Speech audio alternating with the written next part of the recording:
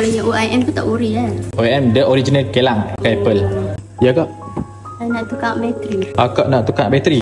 Pasal apa nak tukar bateri? Bateri saya dah servis. Model?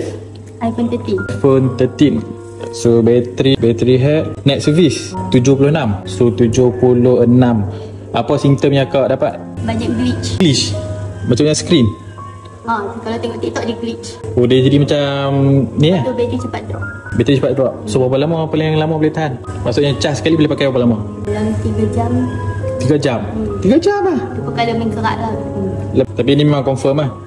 So boleh kalau kau nak tukar 76%. So dia biasanya lepas 79 ke bawah. So dekat sini kita ada option beberapa item untuk bateri. So kita ada bateri yang unverified ni ataupun nama dia OEM lah apalah. So, ada juga yang high capacity. So macam sebelum ni 3,500. So kita boleh up ke 4,000. And then kita ada juga GAP ataupun Genuine Apple Part.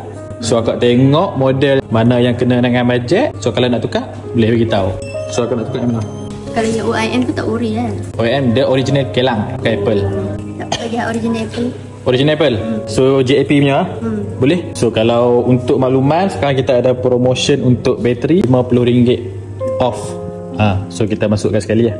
So akak tunggu dalam sejam. So kalau dah siap nanti saya bagi akak balik. Boleh. Alright. So tunggu sekejap.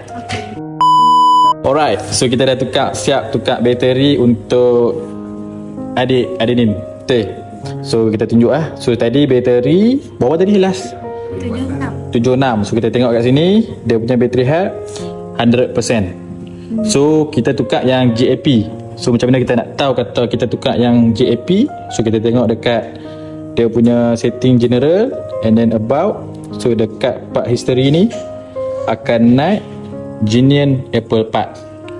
So adik try check balik. So kita buat dalam masa berapa lama tadi? Sejam. Kita bagi tahu tadi dalam 2 jam kan. So boleh siapkan dalam sejam saja. So yang ni bateri lama. Simpanlah buat kenangan. So datang dari mana tadi? Merebut. So macam mana boleh main sini? On the spot walk in saja lah. So dia tak tengok pun TikTok kita, tapi dia main kat sini.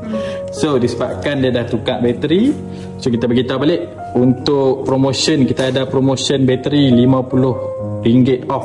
So kalau hampa nak tukar bateri, kita ada bateri yang OEM, original Apple pun kita ada. So nak banyak pakai apa? Kad. Alright. So saya kita settle payment. So disebabkan sudi buat video, saya bagi extra. Kita dah bagi discount. And then disebabkan sporting, saya bagi extra power bank. Boleh? So macam mana apa kata untuk orang yang nak repair phone? Mari repair tangan cepat. Mari repair tangan cepat dah. Alright.